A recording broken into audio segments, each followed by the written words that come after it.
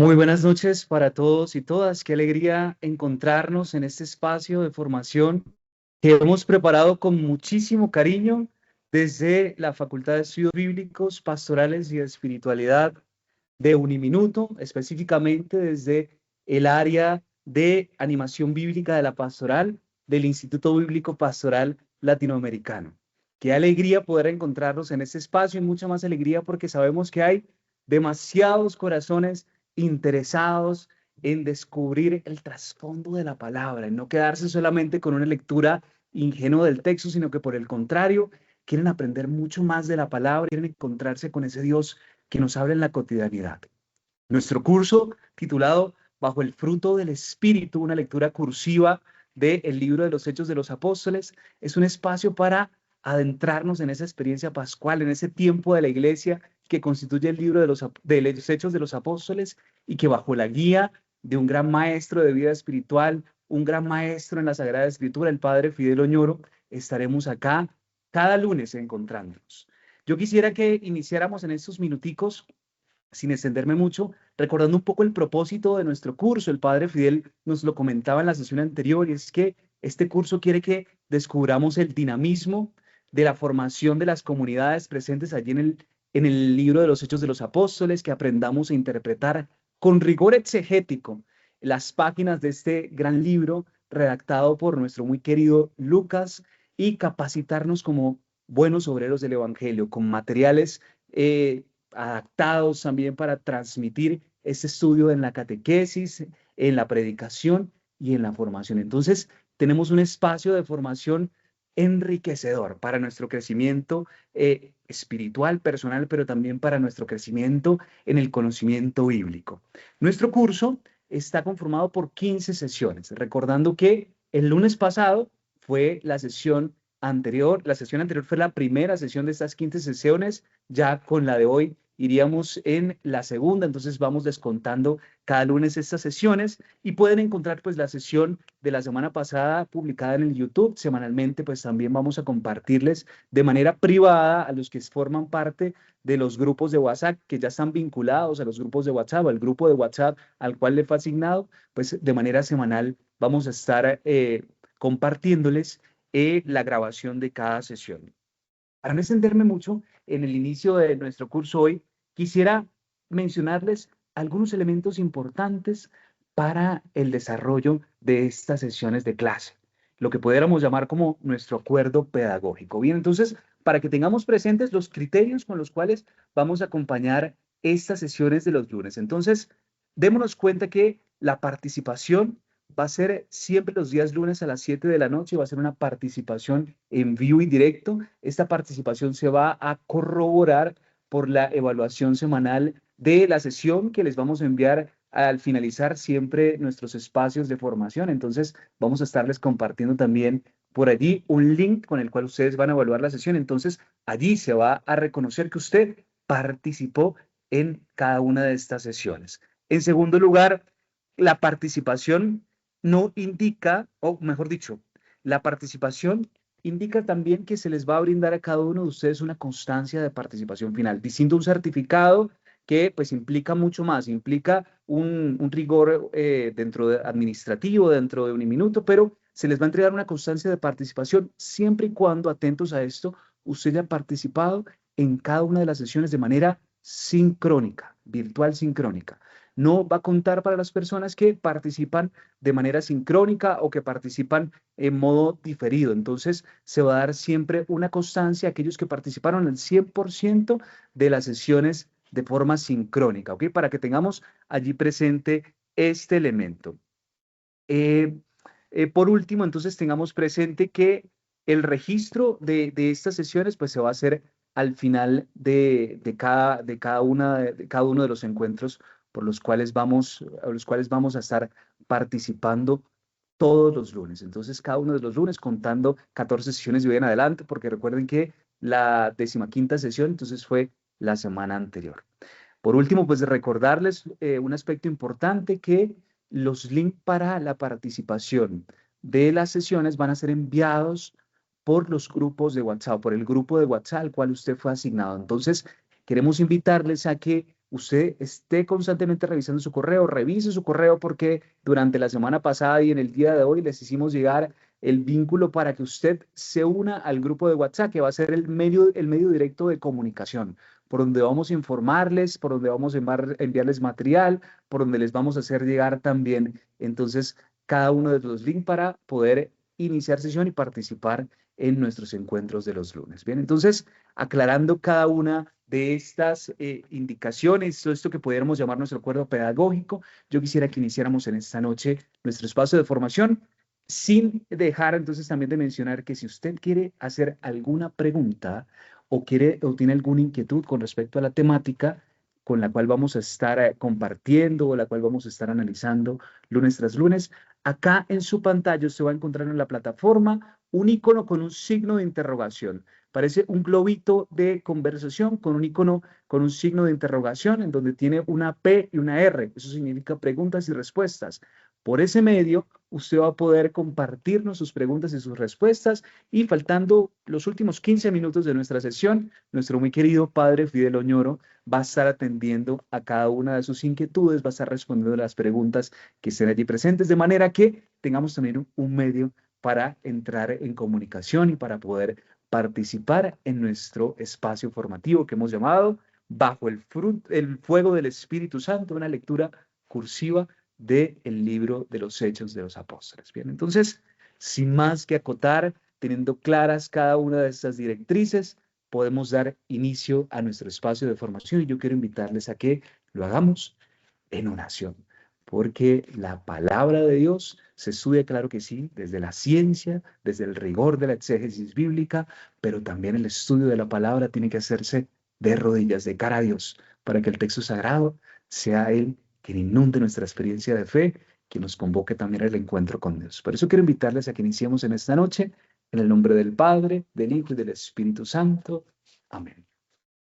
Padre Dios, queremos darte gracias por la invitación que nos has hecho a este espacio de formación. Gracias porque en este espacio de formación hemos encontrado hermanos que siempre habíamos tenido y que aún no conocíamos, que encontrándonos a través de esta convocatoria que nos haces por medio de tu palabra, les descubrimos. Ayúdanos con la fuerza de tu Espíritu Santo a formar en nuestro corazón los sentimientos, los deseos, las intenciones de Jesús, para que así, como hemos aprendido en el camino de formación del Maestro, podamos también aplicar cada una de las enseñanzas de este libro de los Hechos de los Apóstoles en la edificación de la iglesia, en la edificación de nuestras comunidades, en la cotidianidad de nuestra vida. Permite, Señor, que también que tu Espíritu Santo sea quien ilumine nuestros pensamientos, nuestras palabras, quien abra nuestro corazón para poder comprender lo que quieres enseñarnos noche tras noche. Todo esto te lo pedimos, Padre Dios, por medio de tu Hijo Jesucristo. Amén. En el nombre del Padre, del Hijo y del Espíritu Santo. Amén. Nuevamente, muy buenas noches para todos, bienvenidos y bienvenidas, y quedamos en manos de nuestro muy querido Padre Fidel Oñoro.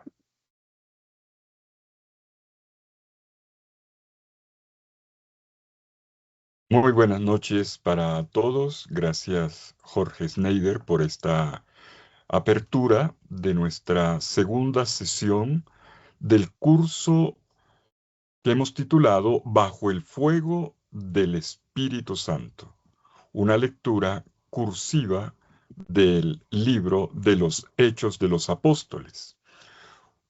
Un regalo de Pascua. En el tiempo de Pascua, la liturgia de la Iglesia lee todos los días el libro de los Hechos de los Apóstoles. Y hemos considerado oportuno ofrecer este espacio de estudio bíblico para que sea mucho más provechosa nuestra lectura personal en tiempo de Pascua, para que nuestras catequesis y en general nuestras pastorales, incluida la predicación, se vea más enriquecida por este escrutar las riquezas de este maravilloso libro de los Hechos de los Apóstoles, el segundo volumen de la obra lucana. El primero es el Evangelio y el segundo, el libro de los Hechos de los Apóstoles. Antes de comenzar, quisiera decirles, porque veo que algunos van a asistir a esta clase de hoy por medio de la grabación, porque no estamos en la aplicación de Zoom, como había dicho hace una semana, sino otra, que es Teams, y algunos seguramente no han podido localizar en sus correos o alguna cosa pasó, no han podido localizar el link que fue enviado desde la universidad. Con la ayuda de Dios, espero que el próximo lunes, en la siguiente sesión, podamos estar todos juntos al mismo tiempo, porque el curso es presencial en directo, quiero decir virtual en directo. Estemos todos los que hemos hecho la inscripción. Ustedes recibirán por medio de los grupos de WhatsApp que hemos creado con los links, con los teléfonos que ustedes nos dieron. Hemos creado el grupo donde ustedes recibirán las grabaciones y otros materiales que irán apareciendo, ofreciéndose a lo largo de este curso. Por eso es muy importante que cada uno de ustedes esté en el grupo de WhatsApp. ¿De acuerdo? Si alguno no está en el grupo de WhatsApp, por favor, eh, pónganos una nota a ver qué pasó y lo agregamos. De hecho, es necesario que sea usted el que ingrese, porque desde este lado no lo podemos hacer, pero con mucho gusto le acompañamos. ¿De acuerdo? Bueno, dicho esto, comencemos. Nuestra segunda lección, el día de hoy, se va a centrar en el capítulo 2 del libro de los Hechos de los Apóstoles. Concretamente, capítulo 2, versículos 1 al 41. La experiencia de Pentecostés, como viento impetuoso de amor y como lenguas proféticas de fuego. Pero repasemos. En nuestra primera lección, abrimos el libro de los Hechos de los Apóstoles, mostrando que hay una conexión desde el inicio con el Evangelio de Lucas. Estamos ante dos volúmenes de la misma obra lucana y hemos mostrado dónde están los puntos de conexión, de enganche. Y hemos analizado tanto el prólogo del Evangelio como el prólogo del libro de los Hechos de los Apóstoles. Y hemos observado otra conexión importante, el relato de la ascensión, que si bien tiene detalles diferentes en el capítulo 24 del Evangelio y en el capítulo 1 del libro de los Hechos de los Apóstoles, es el acontecimiento bisagra que une los dos relatos, el del Evangelio y el del libro de los Hechos. Pero sobre todo, y de manera especial, lo que ocurre a partir de la ascensión. Jesús había anunciado al final del Evangelio de Lucas que enviaría la promesa del Padre. Le pide a los discípulos que permanezcan en Jerusalén, porque vendrá sobre ellos el poder de lo alto. Palabras que escuchamos al inicio del Evangelio de Lucas, del libro de los Hechos de los Apóstoles, donde Jesús resucitado, dice, Hechos capítulo 1, versículo 8, recibirán la fuerza, en griego se dice dynamis, el poder del Espíritu Santo, que descenderá sobre ustedes y serán mis testigos en Jerusalén, en toda Judea y Samaria y hasta los confines de la tierra. Esta efusión del Espíritu Santo, o como lo ha llamado en este mismo capítulo 1 de Hechos, serán bautizados en el Espíritu Santo, expresión clara del relato de Hechos, serán bautizados en el Espíritu Santo, se realiza ahora en Pentecostés. Y esto es lo que nos ocupa en el día de hoy. La efusión del Espíritu tiene lugar en una fiesta hebrea de Pentecostés, fiesta hebrea, de la cual tomará nombre el acontecimiento cristiano. En el capítulo 2, versículo 1, entonces abramos ya nuestras Biblias. ¿Tenemos lista? Hechos de los Apóstoles, capítulo 2. Lucas comienza con una frase solemne. Al cumplirse el día de Pentecostés, estaban todos juntos en un mismo lugar. Al cumplirse el día de Pentecostés, estaban juntos, todos juntos, en un mismo lugar. El capítulo 1 ya nos ha ambientado, porque nos ha dicho que Jesús resucitado congregó a sus discípulos durante 40 días, comiendo junto con ellos, haciéndoles una catequesis sobre el reino, hasta que en el último día retoma la promesa del bautismo en el Espíritu. Ese último día hay una pregunta de parte de los discípulos, ¿es ahora cuando vas a restaurar el reino de Israel? Y Jesús les responde con otra expresión, no les corresponde a ustedes poner ni el día ni la hora, está en la mente, el corazón del Padre.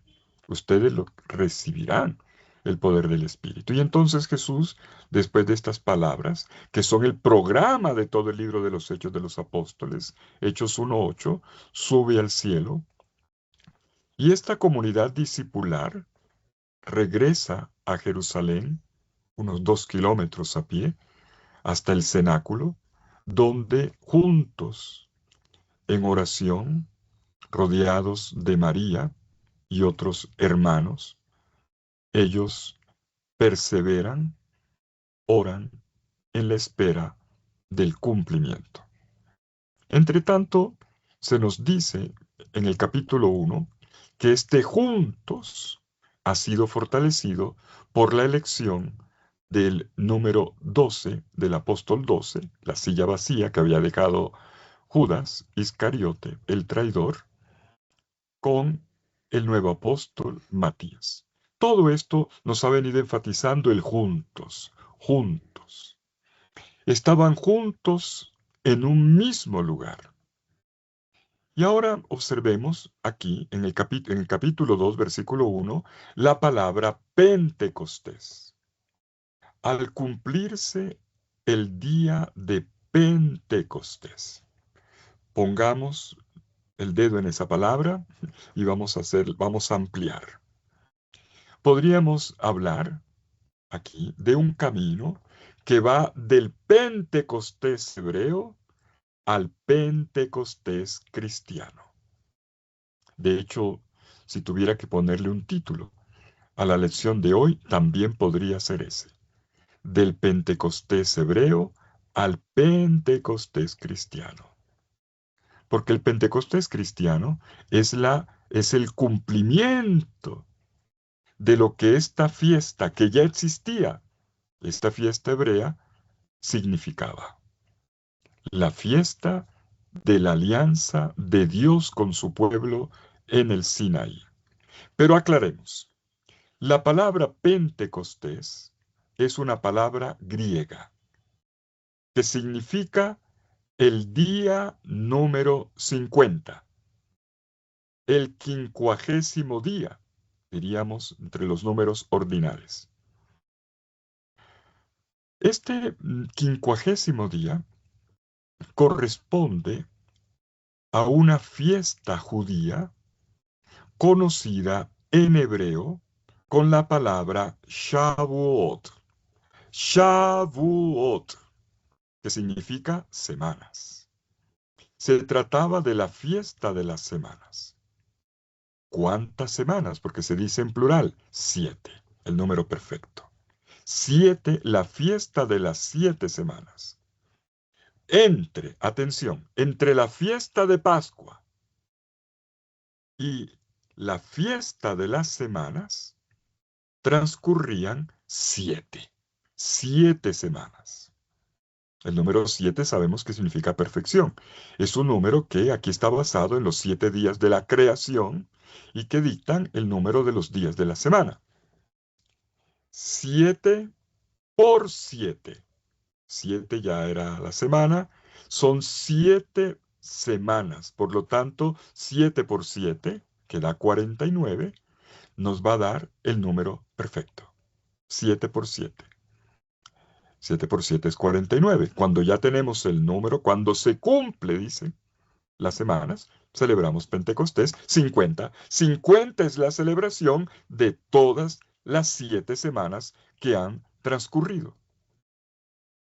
Pero atención con lo que vamos a decir aquí. Esta fiesta de las semanas, Shavuot en hebreo, originalmente era una fiesta campesina que sucede en el mundo del campo. Hay un tiempo para la siembra y hay un tiempo para la cosecha.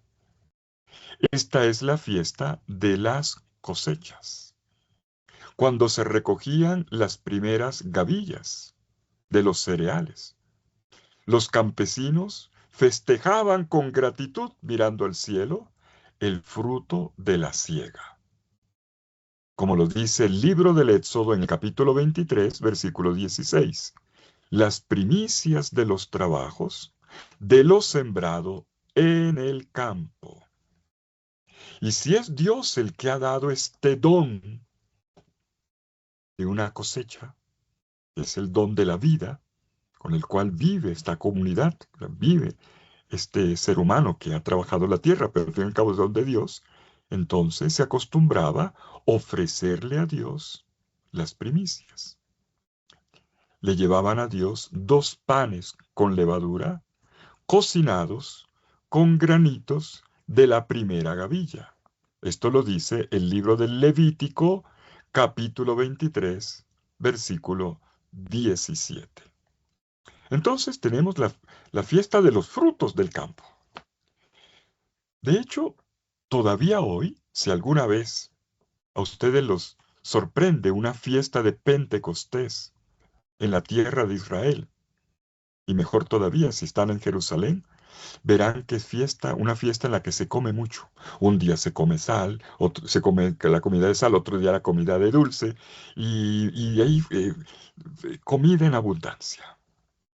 Y sobre todo, se come mucho dulce para recordar la tierra que emana leche y miel. La tierra que emana leche y miel. Se comen los dulces. Pero con el tiempo, como ocurre con todas estas evoluciones históricas, esta fiesta, originalmente campesina, se convirtió en la fiesta religiosa en la que se celebraba el gran fruto de la Pascua, el don de la alianza en el Sinaí. Observemos la conexión. La Pascua, la salida de Egipto, es como la siembra. El fruto de esta Pascua es lo que ocurre 49, 50 días después en el monte Sinaí, donde Dios sella su alianza con el pueblo. El fruto de la Pascua es la alianza. Dios libera a su pueblo para que con libertad y por amor se ponga el anillo con Dios. Yo soy vuestro Dios, vosotros sois mi pueblo. Una profunda unión con Dios. Y por esta razón, en esta fiesta, como lo prescribe el libro del Levítico en el capítulo 23, versículos 18 al 20, se ofrecían sacrificios de comunión. La fiesta era tan grande que merecía el suspender todos los trabajos. Lo dice el libro de los Números en el capítulo 28, versículo 26. Era un verdadero festivo, fiesta de descanso. No harás ningún trabajo servil. Y esta era la segunda fiesta, la segunda gran fiesta de Israel. La primera, la Pascua. Pesaj, se dice en hebreo. La segunda, esta, Shavuot, las 7 semanas que vienen, que transcurren después de la Pascua y que se celebran una vez que se ha llegado el 49, 7 por 7, 50 es la gran fiesta. De ahí viene el nombre en griego, que es 50 Pentecostés o 50 Pentecostés. Había una tercera fiesta que se celebraba a finales de septiembre o comienzos de octubre, o se celebra todavía, que es la fiesta de las cabañas, o de las tiendas, o de los tabernáculos, que recuerda el camino del pueblo por el desierto. Una fiesta linda, en la cual el pueblo de Israel, todavía hoy, sobre todo si estás en Israel, lo verás, sale a dormir a la puerta de la casa o al jardín haciendo cabañitas, para recordar el tiempo en que vivían en carpas fuera, en el caminar por el desierto. Las 3 grandes fiestas, porque hay otras menores, las 3 grandes fiestas, Pascua, Semanas o Pentecostés y Shavuot, y las cabañas,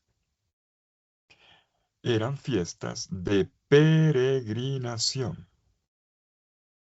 Venían los israelitas a Jerusalén siempre que posible a celebrar la fiesta, y si se vivía en el extranjero, en la diáspora, con mayor razón, venir a esta fiesta como un peregrino. Esto explica por qué, lo que vamos a leer enseguida, había tanta gente en Jerusalén con motivo de la fiesta. Y gente, israelitas, que habían venido de los diversos puntos de la geografía conocida en ese tiempo, de todas las naciones que había bajo la tierra. Son los peregrinos que venían a celebrar la fiesta como estaba prescrito. Recordemos 3 fiestas de peregrinación: Pascua, Pentecostés y Cabañas, Pesaj, Shavuot y Sukkot. A partir del siglo III antes de Cristo, esta fiesta ya no se le llama tanto la fiesta de las semanas, sino que se hace un juego de palabras. Shavuot, escuchen, Shavuot, Shevuot. Shevuot significa juramentos. Shavuot, semanas. Shevuot, juramentos. Se convierte en la fiesta de los juramentos. ¿Qué significa eso? La alianza. La fiesta del compromiso. Por lo tanto, la fiesta originalmente agrícola, campesina, fiesta de la cosecha, fiesta de los frutos, del bienestar, de la felicidad, del éxito de los campos dorados, rubios, por las espigas, lleva ahora algo más importante todavía. El don que Dios nos ha dado en la Pascua no es completo si yo no hago una alianza con Él. Y este es el compromiso. Shavuot, Shevuot. ¿Y qué se celebra en concreto? ¿Qué se celebra en concreto? En tiempos de Jesús y de los primeros cristianos, cuando existía en Israel una comunidad llamada de los esenios, y que recordamos sobre todo por un asentamiento que se llama Qumran, vemos que allí ya se interpretaba bien, y lo han dejado por escrito, esta fiesta como la fiesta no sólo de la alianza, sino de la promesa de una nueva alianza. Entonces vamos avanzando en la comprensión. Se esperaba una alianza perfecta. ¿Por qué? Porque la primera alianza fue quebrantada muchas veces por el pecado del pueblo, lo cual trajo desgracias en la historia de Israel. El pueblo no le fue fiel a Dios. Dios siempre fue fiel. Y entonces los profetas habían anunciado para la plenitud de los tiempos una alianza perfecta, una alianza definitiva. ¿Quién decía esto? En particular, 2 profetas. El profeta Jeremías en el capítulo 31, versículos 31 al 34, y el profeta Ezequiel en el capítulo 36, versículo 30. La profecía de Ezequiel resuena de manera especial en el bautismo. Y serán purificados y recibirán un agua pura que los purificará de todas sus inmundicias e idolatrías, serán purificados y les daré un corazón nuevo y un espíritu nuevo.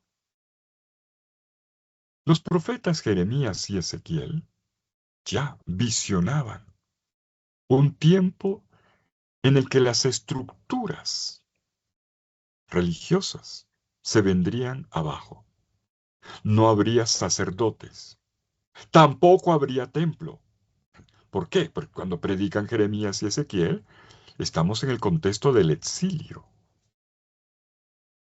Por lo tanto, no había templo. Y si no hay templo, no hay sacerdocio. Y entonces vendría un día en el que Dios no tendría necesidad de tablas de piedra. No tendría necesidad, como dice Jeremías, de un hermano que te diga, mira, compórtate bien, practica la ley. Es la tutela jurídica y oficial de la ley. Sino que cada uno, desde su interior, cumpliría la ley. Porque Dios arrancaría de cada persona el corazón de piedra para ponerle un corazón de carne.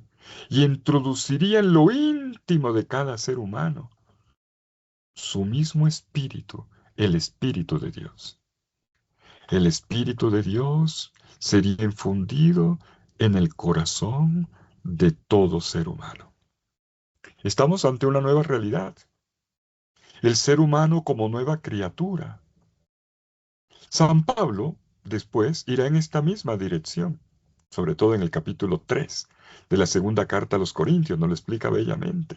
Ustedes son una carta escrita por Dios, no en corazones, no en tablas de piedra, como el Sinaí, la primera alianza, sino en sus corazones, no con tinta, sino con el Espíritu de Dios.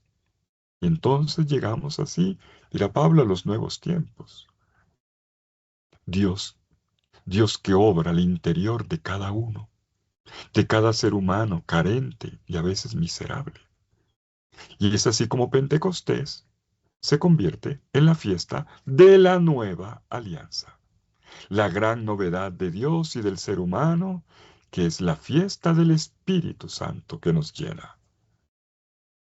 Lucas nos dice que el Espíritu Santo viene, es infundido, derramado precisamente en el contexto de una fiesta hebrea de Pentecostés. Cuando se celebraba la fiesta de la alianza, Dios cumple la promesa de una nueva alianza.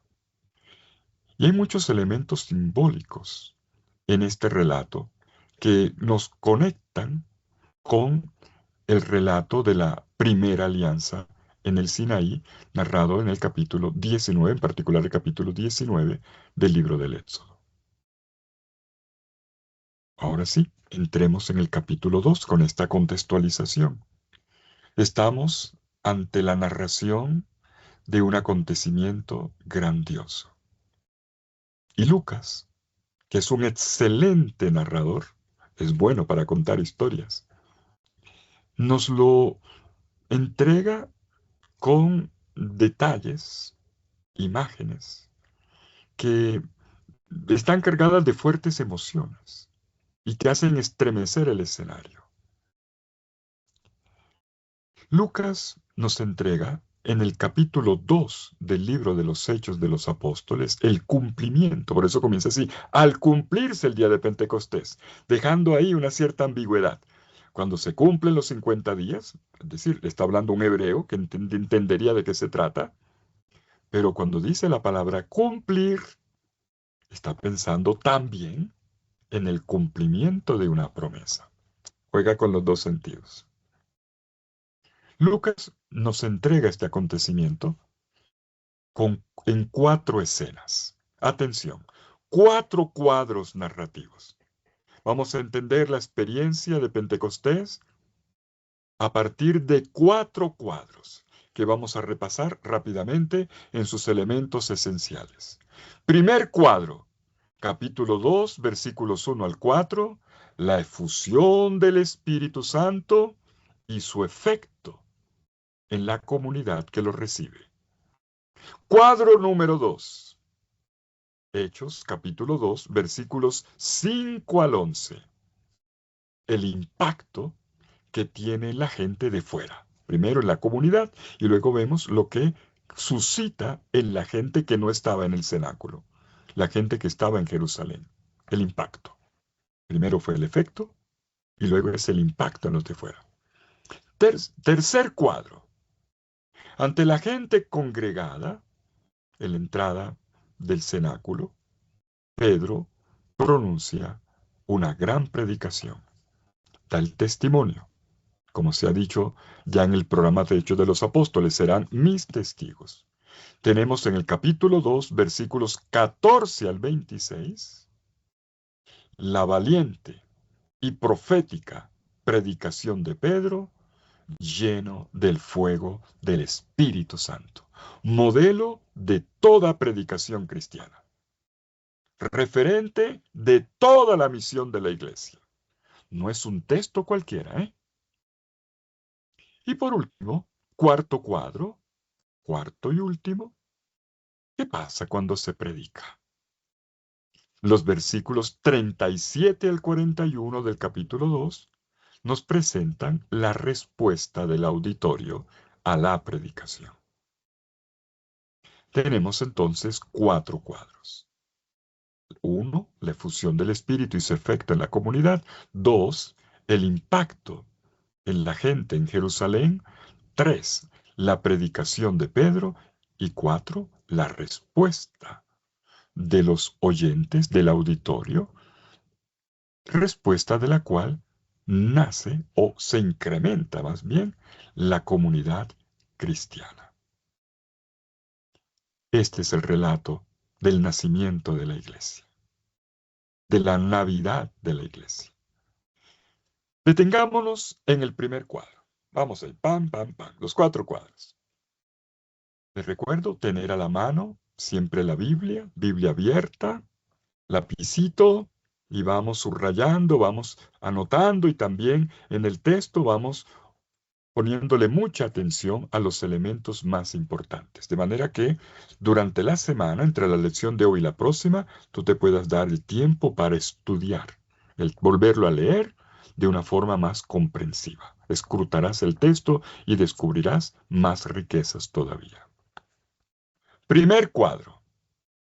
Capítulo 2, versículos 1 al 4, la efusión del Espíritu Santo y su efecto en la comunidad. Dice Lucas en Hechos 2, 1 al 4. Al cumplirse el día de Pentecostés, estaban todos juntos en un mismo lugar.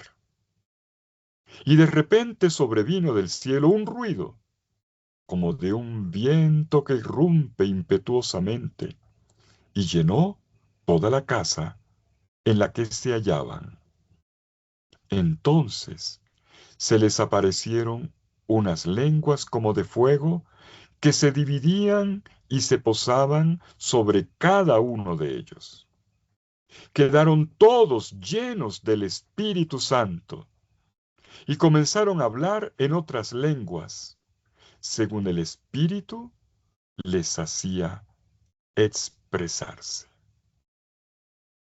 A ver, releamos el texto. Vamos línea por línea. Al cumplirse el día de Pentecostés, dice el versículo 1. Ya hemos aclarado lo que significa el término. Es la palabra griega 50, pero que se refiere al día en que se celebraban las 7 semanas anteriores, que en hebreo se llama Shavuot. No se trata de un simple dato cronológico. Al cumplirse, indica un cumplimiento no solo del tiempo, sino de la promesa de Dios. Lucas quiere que el lector abra aquí los ojos. es el cumplimiento de una promesa. Esta promesa a la que ya he aludido, con Jeremías en el capítulo 31, con Ezequiel en el capítulo 36, ya de ella había hablado Juan Bautista. Y luego el mismo Jesús. Jesús también puso las palabras de la promesa en su boca, en Lucas 24:49 y en Hechos capítulo 1, versículos 4 al 5 y 8. De manera que el terreno había sido preparado con la palabra profética, pero también la palabra de Jesús. En Pentecostés, la gracia de la Pascua se convierte en vida para cada persona por el poder del Espíritu Santo. No hay desconexión entre Pascua y Pentecostés. No, no, no, no. Es la realización plena de la Pascua. Y esto ocurre en una alianza indestructible que es sellada en nuestro interior. Sigue diciendo en el versículo 1, estaban todos, todos. Miren que el capítulo 1 ya nos había hablado de la formación de la comunidad por parte de Jesús y cómo Pedro todavía la cuida. Todos juntos. El Espíritu es recibido en una comunidad que cultiva la unidad. No se recibe por separado, no, en la iglesia, en la comunidad. Es una característica del libro de los Hechos de los Apóstoles. Y entonces, esta comunidad que había sido recompuesta numéricamente con la elección del número 12 para ocupar el lugar de Judas, que era Matías, ahora el número 12 importante, ¿por qué? Porque se trata del pueblo de la alianza, que es el pueblo de Israel, los 12, pero ahora en la persona de los 12 apóstoles se representa también el pueblo de la nueva alianza. Todos estaban allí, incluyendo la madre de Jesús, como vimos hace una semana, y también un grupo más amplio de los seguidores de Jesús. ¿Y cómo recibieron el don del Espíritu Santo? Se nos dice enseguida.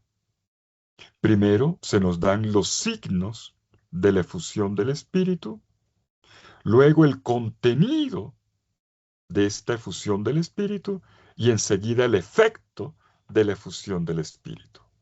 Tenemos aquí tres aspectos: los signos, el contenido y el efecto. Los signos son dos: el viento y el fuego. Se nos dice en los versículos 2 y 3. La realidad, el contenido, lo dice el versículo 4 en la primera parte, quedaron todos llenos del Espíritu Santo. Atención con la palabra llenos, llenos del Espíritu Santo. Y el efecto de los destinatarios de esta unción, de este bautismo, de esta efusión del Espíritu, es el hablar en lenguas. Segunda parte del versículo 4. Veamos los signos.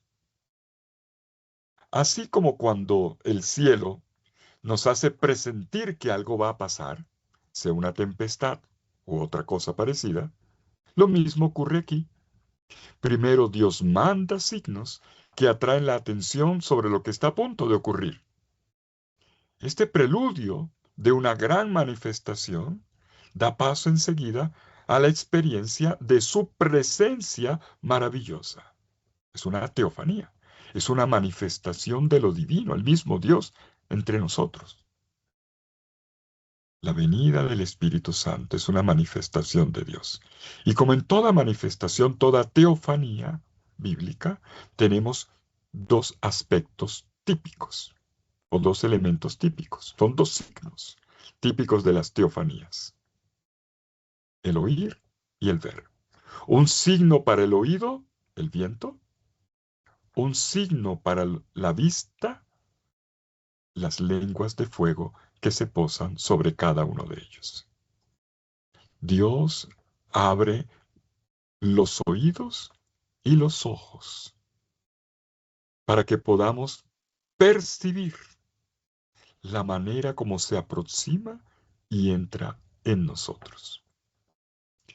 El signo para el oído es el viento. El viento tú no lo ves, pero lo escuchas. De repente, dice el versículo 2, vino del cielo un ruido como el de una ráfaga de viento impetuoso que llenó toda la casa en la que se encontraban. El viento en la Biblia está asociado al Espíritu Santo. Se trata de la ruaj. Ruaj. Miren cómo suena aquí. No es ruaj, como decía algo por ahí, no. Ruaj. Es un término onomatopéyico. Es decir, donde lo que se dice se representa. Ruaj. Un soplo. Un soplo portador de vida. Es el soplo vital de Dios. De la ruaj se habla en el relato de la creación. Génesis 1:2. Y el Espíritu de Dios, la ruaj, Adonai, aleteaba sobre las aguas como si fuese un ave, estas aguas caóticas, como si fuese un ave que va a empollar y iba a sacar vida. Pero el profeta Ezequiel, que citamos hace un momento, había profetizado que como culmen de su obra, Dios infundiría en el corazón humano, Ezequiel 36:26, infundiría un espíritu nuevo, una ruaj nueva. Y también un profeta ya más tardío, muy cercano ya a los tiempos de Jesús, Joel, capítulo 3, versículos 1 al 2, había hablado de una efusión del espíritu profético sobre todo el pueblo. Pues bien, con la muerte y resurrección de Jesús y con el don del Espíritu Santo, los nuevos tiempos profetizados y esperados han llegado. El reino de Dios ha sido definitivamente inaugurado. Y no solo Lucas nos lo cuenta.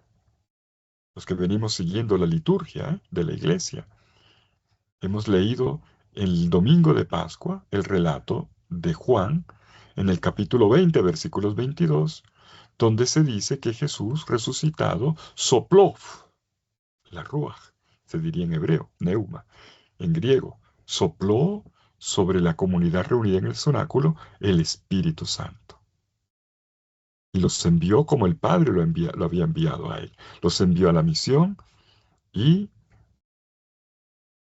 dotados de la capacidad de perdonar.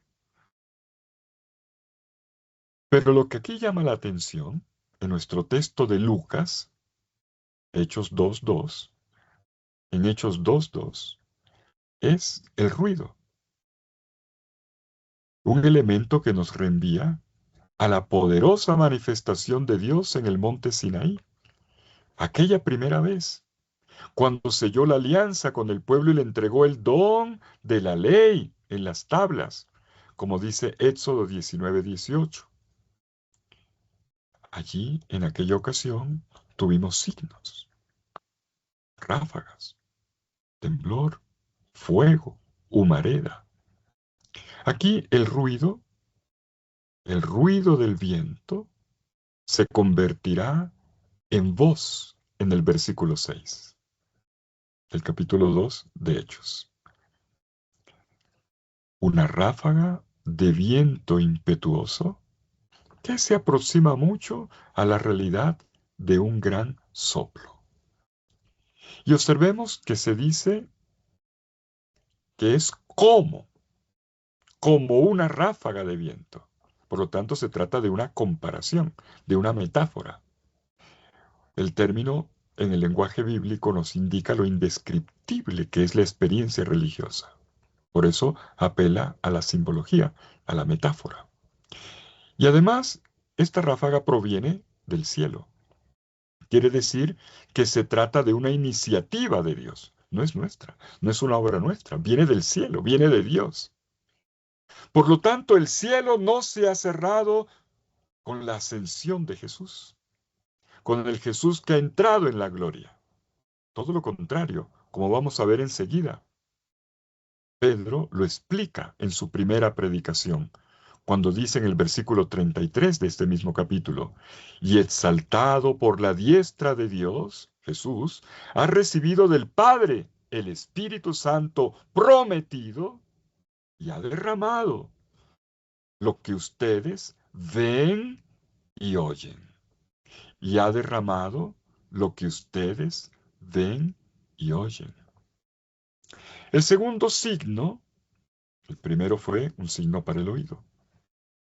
El segundo es un signo para la vista, el fuego. Se les aparecieron unas lenguas como de fuego, de nuevo, ¿cómo? Como de fuego, que se repartieron y se posaron sobre cada uno de ellos. Precioso este versículo 3.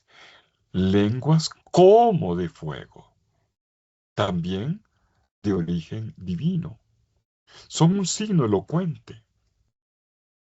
Lo mismo que el viento en la Biblia, así también el fuego está conectado, asociado a manifestaciones poderosas de Dios. Indica la presencia del Espíritu de Dios. Y no nos debiera tomar por sorpresa, porque el Evangelio de Juan ya había puesto en boca de San Juan Bautista el anuncio de este signo. En Lucas 3:16, Él los bautizará en Espíritu Santo y fuego. Y por su parte había dicho también, en el capítulo 12, versículo 49, he venido a traer fuego a la tierra y cuánto deseo que arda. Así como en el signo visual que el evangelista presentó en la escena del bautismo de Jesús, en Lucas 3:22, bajó sobre él el Espíritu Santo en forma corporal como una paloma. Lo mismo ocurre aquí, pero no en forma de paloma, sino de fuego, como la imagen de un fuego que se posa sobre cada uno de ellos. Pero a diferencia de esta misteriosa imagen de la paloma, la imagen del fuego es coherente y más fácilmente comprensible dentro de lo que se está narrando. ¿Por qué? Porque la forma del fuego aquí es la de una lengua. ¿Han visto alguna vez una llama? Aquí tengo una detrás de mí. ¿Cómo es una llama? Tiene forma de lengua. Bueno, ¿la lengua de quién? Yo no sé. Pero tiene forma de lengüita que se mueve así. Y aquí hay una asociación. Esta lengua de fuego se posa o toma posesión de cada uno de los que están en el cenáculo y ellos comienzan a hablar en otras lenguas. Miren el juego de palabras en el versículo 3, como lenguas de fuego, el Espíritu, y luego el Espíritu, versículo 4, los hace hablar en otras lenguas. El Espíritu te da lengua, o sea, palabra, palabra de Dios, palabra llena de espíritu, palabra profética, para pronunciar palabras oráculos en nombre de Dios. Y el versículo 4, ya estamos en el versículo 4, después de darnos los signos iniciales, que es como el referente externo, pasamos ahora a la realidad interna. Y entonces entendemos el significado, el contenido. Tenemos ahora el contenido.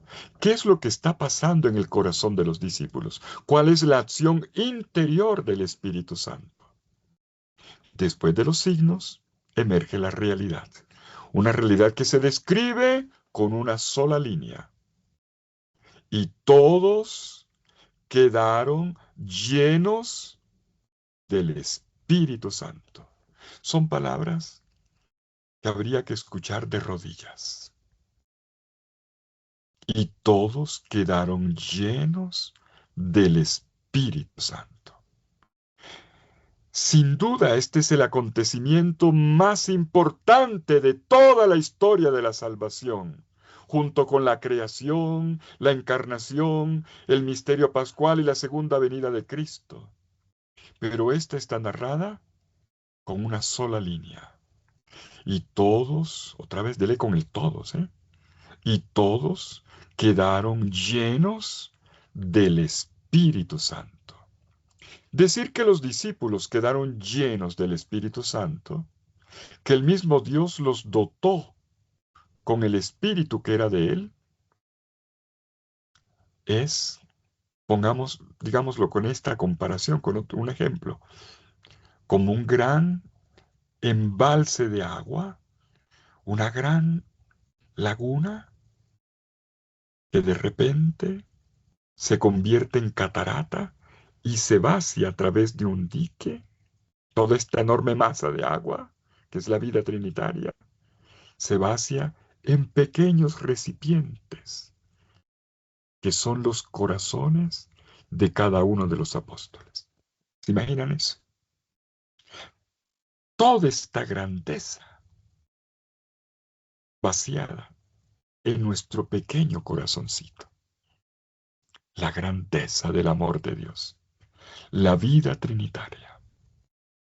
Quedaron llenos después de purificar a los hombres por medio de la sangre de su Hijo, de prepararlos como odres nuevos.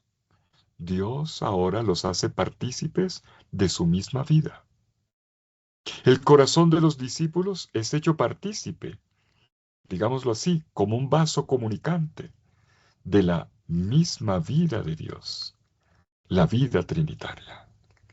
Por el don de su Espíritu, Dios infunde su amor en cada criatura y la recrea con su luz.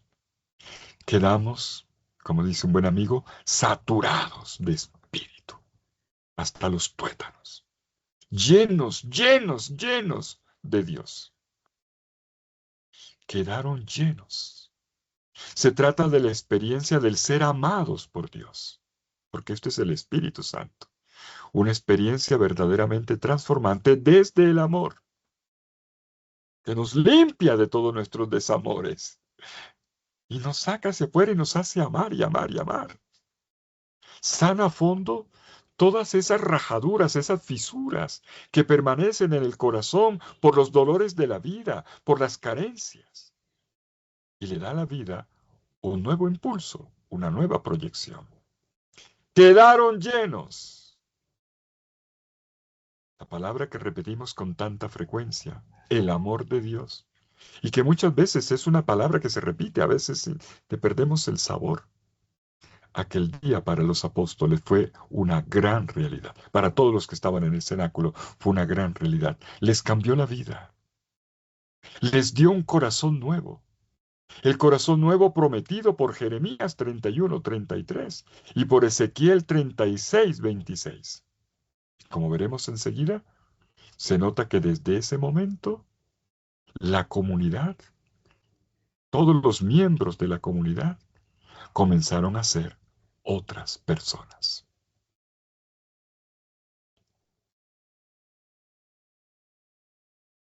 ¿Y cuál es el efecto en los destinatarios de la unción? O sea, en los discípulos llenos del Espíritu Santo. Primero vimos los signos externos. Segundo, la realidad interna. Tercero, el efecto. ¿Qué pasa cuando se está lleno del Espíritu Santo? Dice el mismo versículo 4, y se pusieron a hablar en otras lenguas según el Espíritu les concedía expresarse.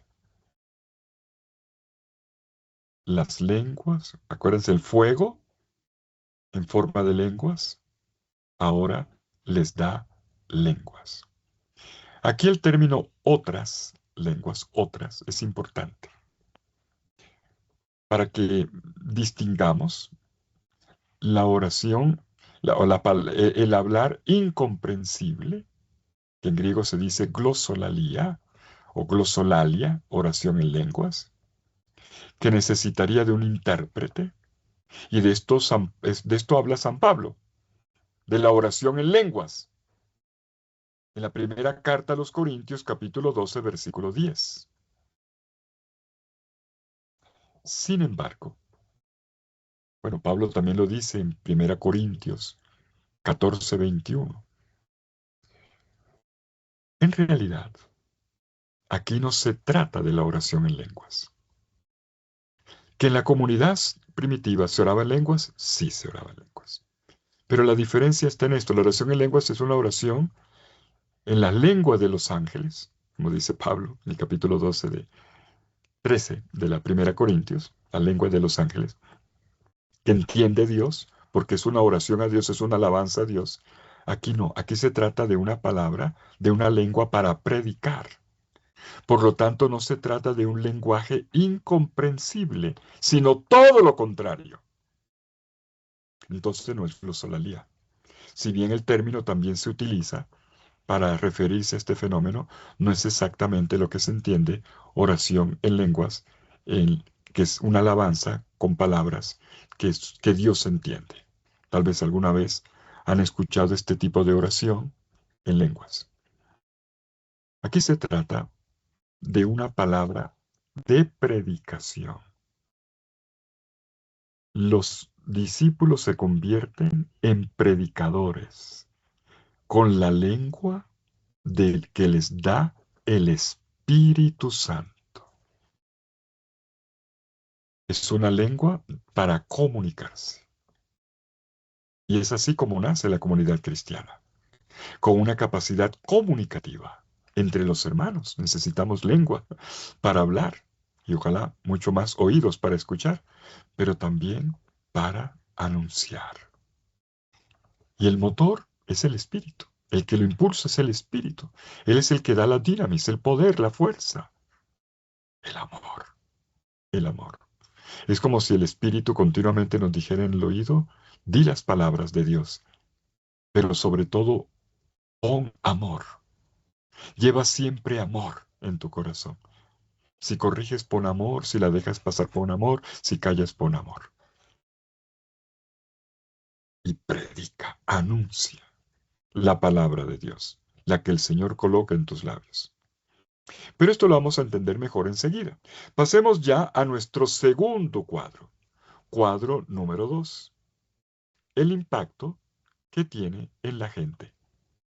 Versículos 5 al 11.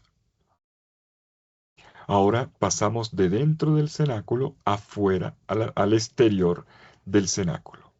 Y podemos ver cómo el corazón nuevo de los apóstoles se expresa concretamente en la vida. Y la gente reunida, atraída por este fenómeno, recibe el anuncio cristiano con el poder del Espíritu Santo. Como había dicho el programa en boca de Jesús, recibirán el poder del Espíritu Santo y serán mis testigos. Y comienza en Jerusalén, pues esto es lo que ocurre aquí. ¿Qué impacto tiene en la gente? Yo subrayo 3 impactos. El primero está en los versículos 5 al 8. La gente queda estupefacta. Leamos el texto en los versículos 5 al 8. Habitaban en Jerusalén judíos, hombres piadosos venidos de todas las naciones que hay bajo el cielo. Al producirse aquel ruido, se reunió la multitud y quedó perpleja, porque cada uno les oía hablar en su propia lengua. Estaban asombrados y se admiraban. Interesante. Se admiraban, asombrados y se admiraban diciendo, ¿es que no son galileos todos estos que están hablando? ¿Cómo es pues que nosotros les oímos a cada uno en nuestra propia lengua materna? Miren que no se trata del lenguaje incomprensible, sino todo lo contrario. La gente está entendiendo y les admira esto. Nos hablan en nuestra propia lengua materna. ¿En qué lengua debían estar hablando los apóstoles? A toda esta gente. Seguramente en arameo. Pero la gente lo estaba escuchando en su lengua. El Espíritu obra en la lengua de los apóstoles, de los discípulos por la predicación y en el oído de los oyentes en la traducción. como si el Espíritu Santo fuera el primer traductor simultáneo de la historia. Y cada uno le escucha hablar, versículo 8, mírenlo bien, en la propia lengua materna. Este es el estremecimiento. Todos quedaron estupefactos, se congregan allí, atraídos por el ruido, y entonces cada uno escucha hablar en su propia lengua. Segundo efecto, segundo impacto, la congregación. ¿Quiénes vienen? Representantes de todos los pueblos. Dice los versículos 9 al 11. Partos, medos, elamitas, habitantes de Mesopotamia, de Judea y Capadocia, del Ponto y del Asia, de Frigia y Panfilia, de Egipto y la parte de Libia próxima a Cirene, forasteros romanos, así como judíos y prosélitos, cretenses y árabes, les oímos hablar en nuestras propias lenguas las grandezas de Dios. Confrontando los humildes galileos con la multitud internacional y pluricultural que se congrega frente al cenáculo, Lucas nos regala una lista de las naciones. La enumeración valdrá la pena mirarlo con un mapa, pero no lo vamos a hacer ahora. Sigue círculos concéntricos. Y lo interesante es cómo termina en el versículo 11. Eso sí, subrayemos el versículo 11, donde dice, les oímos hablar en nuestras propias lenguas las grandezas de Dios. Otra vez, vuelve a subrayar dónde está el efecto. Les oímos hablar en nuestras lenguas las grandezas de Dios, las maravillas de Dios. Megaleia tu Zeus, se dice en griego. Tenemos entonces aquí otro elemento importante del mensaje de Pentecostés. Pentecostés es todo lo contrario de lo que ocurrió en Babel. ¿Se acuerdan de la historia de la Torre de Babel? Que está en el libro del Génesis capítulo 11, versículos 1 al 9, donde el pueblo quiso hacer una torre tan alta como el cielo, entiéndase, que querían dar golpe de estado a Dios. Sin para nosotros mandamos. ¿Y qué pasó? Hubo un caos lingüístico, porque la lengua significa el proyecto. Para hacer la torre, algo para destronar a Dios y gobernar desde nuestro criterio humano, se unen. Pero después terminan peleándose. Ya no se entienden.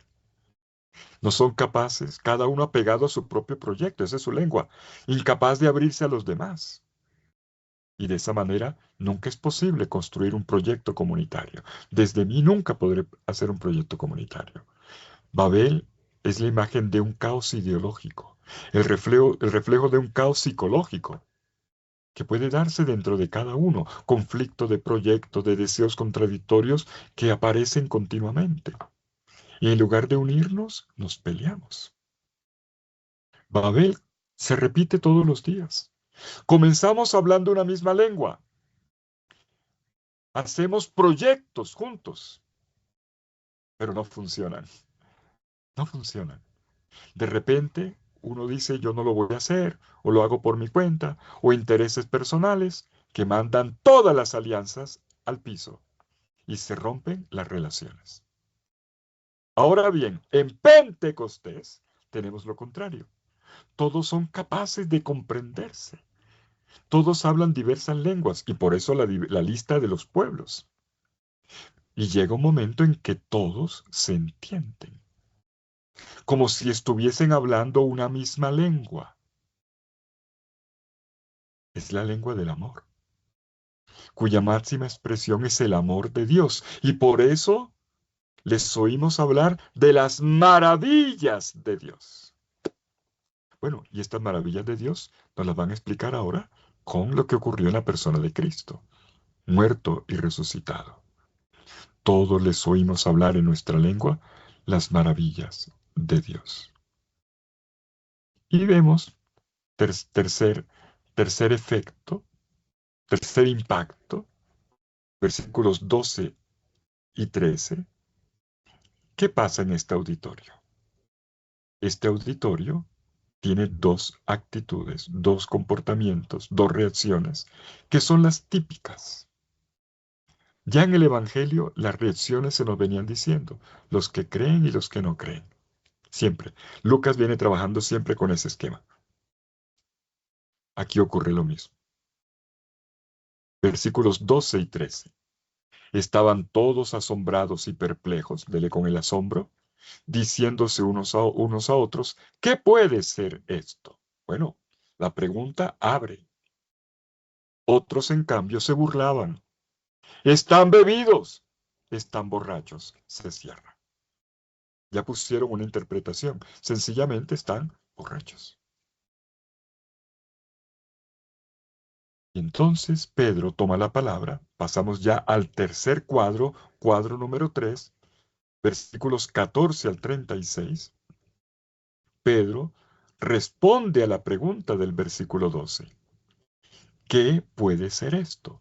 ¿Qué significa esto?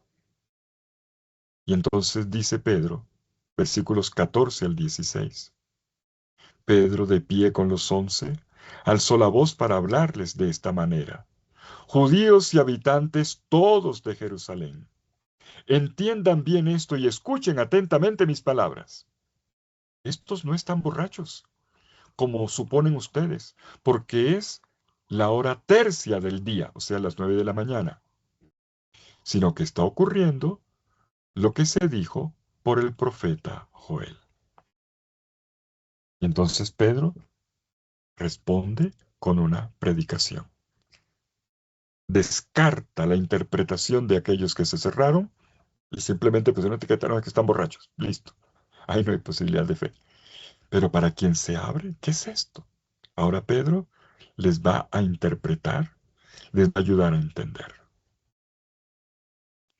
Sucederá en los últimos días, dice Dios, que derramaré mi espíritu sobre toda carne, y profetizarán sus hijos y sus hijas, y sus jóvenes tendrán visiones, y sus ancianos soñarán sueños. Y sobre mis siervos y mis siervas derramaré mi espíritu en aquellos días, y profetizarán. Realizaré, realizaré prodigios arriba en el cielo, y señales abajo en la tierra. Sangre, fuego y nubes de humo. El sol se convertirá en tinieblas y la luna en sangre antes de que llegue el día grande y manifiesto del Señor.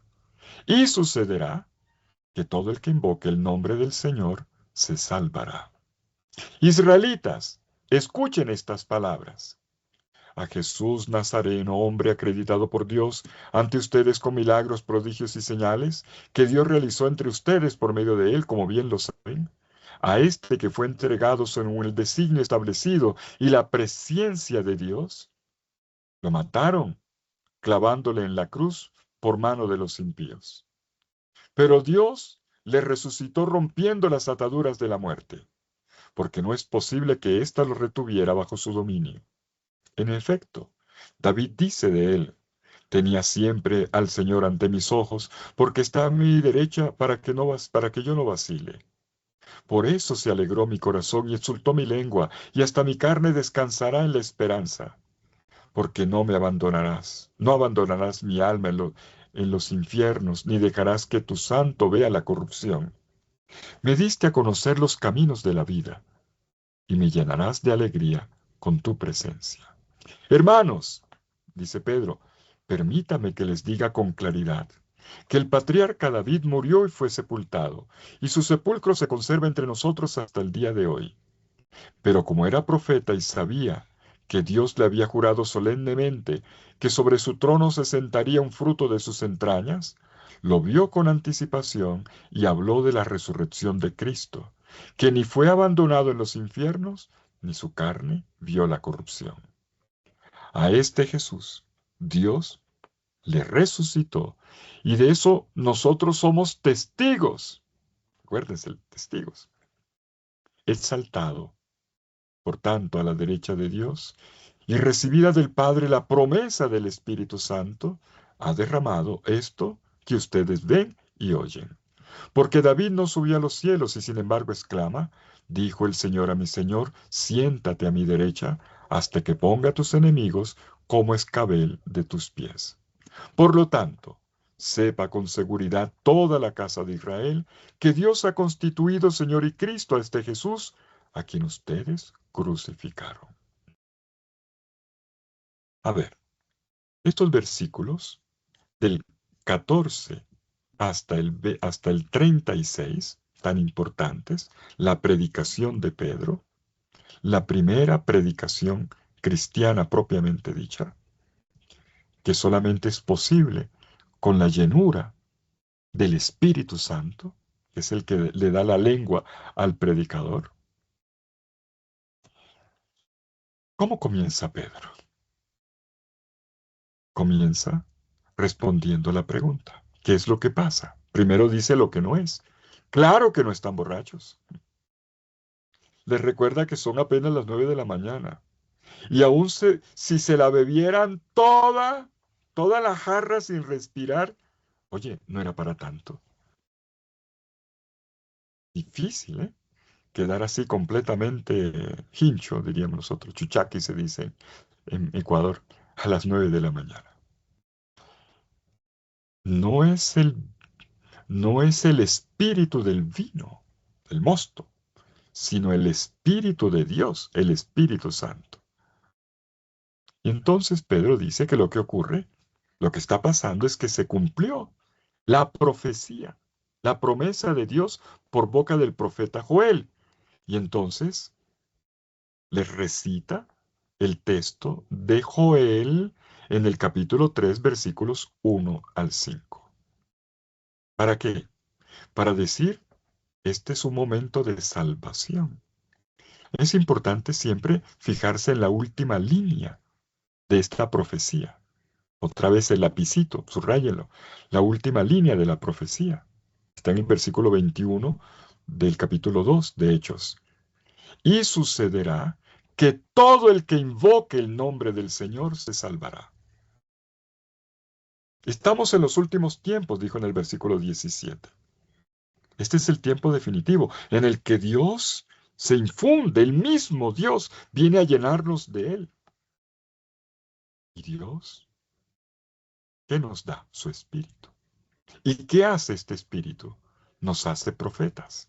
Ya los profetas no son 2 o 3. Todo el pueblo de Dios es profeta.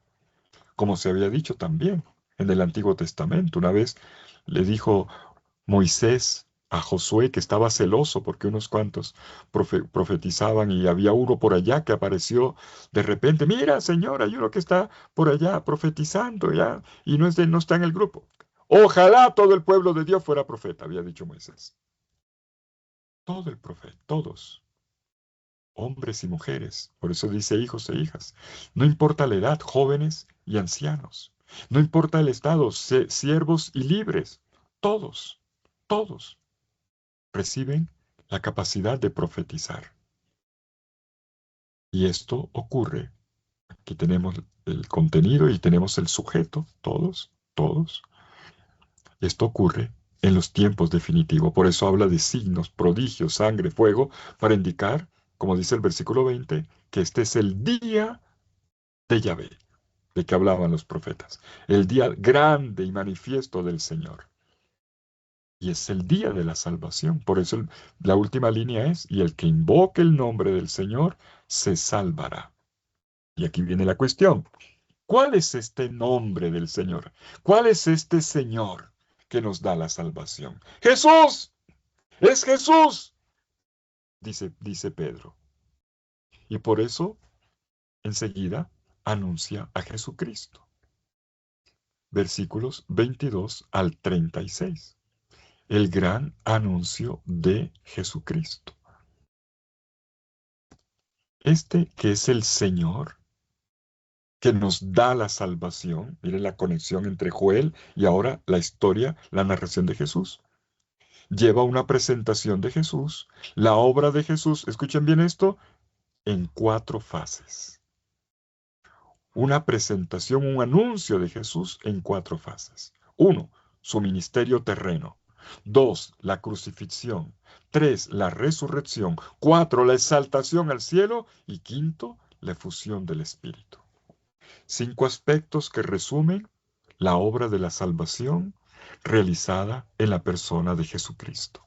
Y esta es una particularidad de Lucas. Si nosotros leemos Marcos y Mateo, entendemos que la salvación proviene de la cruz. Cristo resucita, pero el gran énfasis está en la cruz. Lucas no. Lucas va más allá. La cruz sí, pero la cruz, la pasión era el camino hacia la gloria. Y estando en la gloria, ha sido entronizado a la diestra del Padre. Y entronizado a la diestra del Padre, ha recibido la promesa y ha derramado el Espíritu. En el momento en que funde el Espíritu Santo, acontece la salvación. La salvación no es solamente la sangre de Cristo, es la llenura del Espíritu Santo de este Cristo que murió, resucitó y fue exaltado. Y ahora nos concede el don. Y esta sangre de Cristo en la que se selló la nueva alianza, ahora se infunde en mí, tiene su efecto en mí por el Espíritu Santo. Esto es lo que Lucas nos está diciendo. Y cuando nos narra lo que ocurrió con Cristo, nos dice el ministerio, la crucifixión, la resurrección, la exaltación y el don del Espíritu. Con respecto al ministerio terreno, dice que Jesús, hombre acreditado por Dios ante ustedes con milagros, prodigios y señales que Dios realizó entre ustedes por medio de él, es una síntesis del ministerio de Jesús como uno enviado por Dios, por el Padre. Luego la condena, luego la resurrección.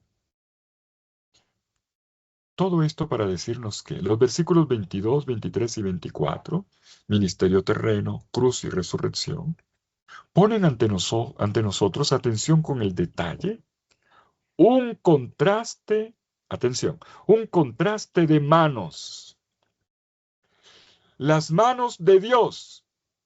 Él lo acreditó con señales, prodigios, lo entregó en manos de los hombres, lo entregó, fue entregado por manos, pero dice, según el designio de Dios, Dios nos lo dio a nosotros y Él lo resucitó. Pero en contraste con la mano de Dios, que nos entrega la persona de Jesús, está la malvada mano del hombre. Manos que rechazan. Ustedes lo rechazaron matándolo en una cruz. Ustedes lo recibieron, sí, pero para rechazarlo, para clavarlo en una cruz, para matarlo por manos de los impíos, lo cual quiere decir de gente sin ley, o sea, por manos de extranjeros. Es la historia de la crucifixión dictada por un romano. Y ustedes evitaron ensuciarse las manos. Se utilizaron otras manos. Pero Dios vuelve a poner su mano y la diestra de Dios lo resucita. Y es aquí donde la predicación de Pedro nos entrega algo increíble. ¿Cómo anuncia este gran hecho de la resurrección? No solamente el hecho de la resurrección, sino la interpretación que se hace desde la Escritura. Lo mismo que sucede en el relato de Maús, que hemos leído ayer. Lo mismo. Los discípulos conocían el acontecimiento, pero no lo entendían. Y Jesús les hizo una catequesis bíblica, citando de Moisés a los profetas. Es la palabra profética, la palabra de Dios, la que dicta aquí el proyecto divino. Se ha realizado el proyecto de Dios. Y Pedro, aquí cita, atención, Pedro, estaba con Emaús todavía, Emaús, Jesús, aquí Pedro cita 2 textos, 2 salmos. De hecho, en el capítulo 24 de Lucas se dice que se ha cumplido lo dicho por la ley, los profetas y los salmos. Y aquí tenemos salmos, salmos mesiánicos, salmos que anunciaban la venida del Mesías. Son los salmos 16 y 110, 2 salmos. El salmo 16 para la resurrección, el salmo 110 para la entronización en la gloria. Para la resurrección, el salmo 16 nos da el por qué lo resucitó y cómo rompe las ataduras de la muerte. En efecto, David dice de él, tenía siempre presente al Señor ante mis ojos, porque está a mi derecha, para que yo no vacile. Por eso se alegró mi corazón y exultó mi lengua, y hasta mi carne descansará en la esperanza, porque no abandonarás mi alma en los infiernos. Atención, aquí infierno significa Sheol, en las profundidades, no es el infierno de fuego del diablo, no, es el lugar de la muerte. Inferi significa abajo, inferior. Ni dejarás que tu santo vea la corrupción. Me diste a conocer los caminos de la vida y me llenarás de alegría con tu presencia. Y enseguida, a la cita, esto es un esquema muy cristiano, le sigue la homilía. Pedro le hace la interpretación al texto, como lo hizo Jesús también en el camino de Maús. Le hace la explicación. Hermanos, permítame que les diga con claridad. Entonces dice, miren, este texto del Salmo dice de David, pero no puede referirse a David porque David se murió. Y aquí está la tumba de David en Jerusalén. Por lo tanto, no se refería a él, se refería a un descendiente de él, a un hijo de David. Y este hijo de David es Jesús. Él es el Mesías, el hijo de David, a quien el Padre resucitó. ¿Y por qué lo resucitó? Como dice el Salmo, no dejarás a tu fiel conocer la corrupción, a tu amado. A tu amado, en este caso es tu hijo. Fue la obra del amor del Padre sobre su Hijo que se entregó en sus manos, como lo dice Lucas 24:46. El Padre lo resucitó y nosotros somos testigos. Soltó las ataduras de la muerte y venció la vida. Y ahora Él está exaltado a la diestra del Padre. Recibe de Él la promesa del Espíritu y esto es lo que ha derramado, es lo que ustedes ven y oyen. El segundo texto, el del Salmo 110, es el salmo de la entronización de un rey, y que ya el antiguo salmo preveía para el Mesías futuro. Dijo el Señor a mi Señor, siéntate a mi derecha. De nuevo, él aclara, ese que está a la derecha no es David, es un hijo de David. Hasta que ponga a tus enemigos como escabel de tus pies. Aquí está el triunfo, la victoria de Cristo. Los enemigos, ¿a qué se refiere? Al mal, al pecado y al mal. Y entonces concluye, homilía, versículo 36, sepa con seguridad toda la casa de Israel que Dios ha constituido Señor y Cristo, ¿se acuerdan? Que invoca el nombre del Señor. Ha constituido Señor y Cristo a este Jesús a quien ustedes crucificaron. Y así termina la predicación. Jesús es el Señor y el Mesías. Pero la frase clave que les pido subrayar es el versículo 33. Exaltado, pues, a la diestra de Dios y recibida del Padre la promesa del Espíritu Santo, ha derramado. Es lo que estamos viviendo ahora, en la efusión del Espíritu, lo que ustedes ven y oyen. ¿Se acuerdan? El signo para el oído y para la vista, y que ahora ellos, nosotros pueden ver. Esto es lo que ustedes ven y oyen. Pero aquí hay un detalle. El rechazado, ¿se acuerdan que dije de las dos manos? Dios que ofrece y el hombre que rechaza.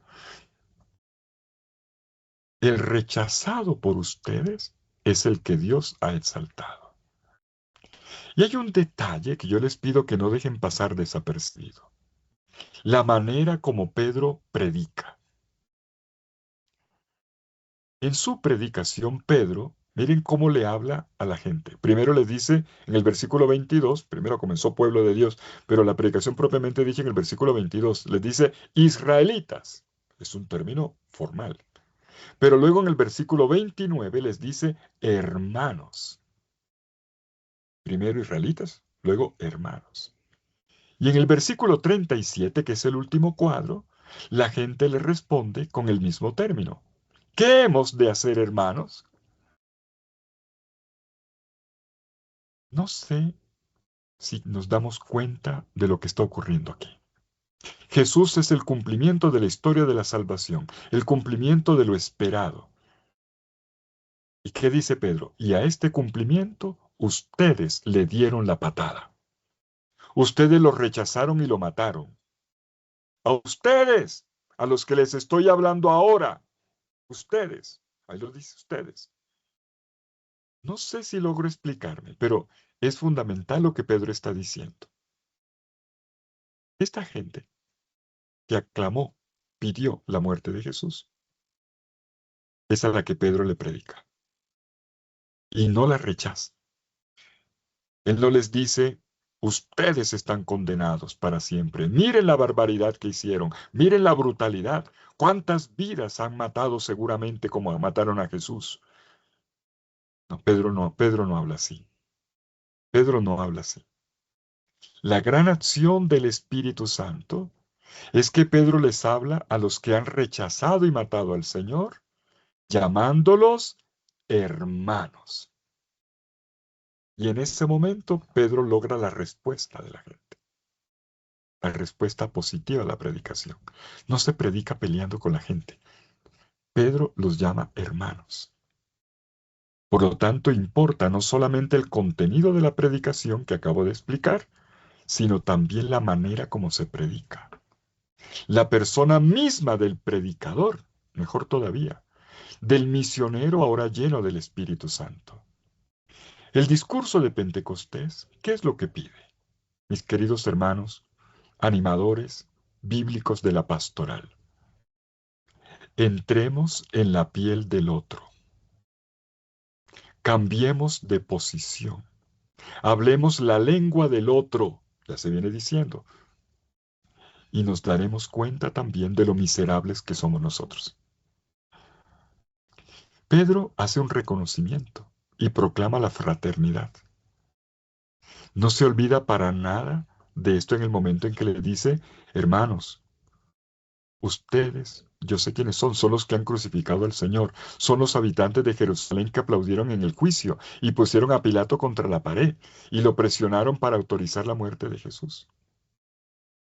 Pero se los dice llamándolos hermanos. No son sus enemigos, son sus hermanos.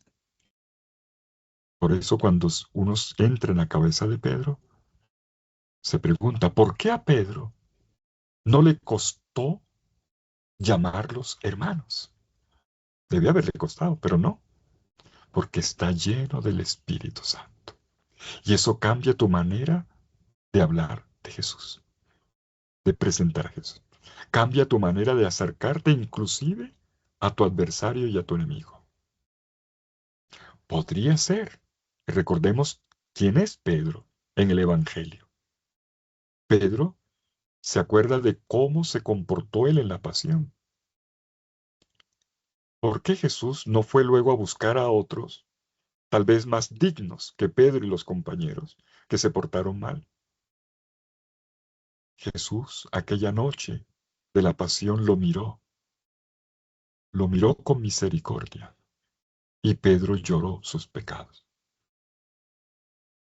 Pedro pasó por el fracaso, pero experimentó también el amor y la misericordia, la gracia de Dios.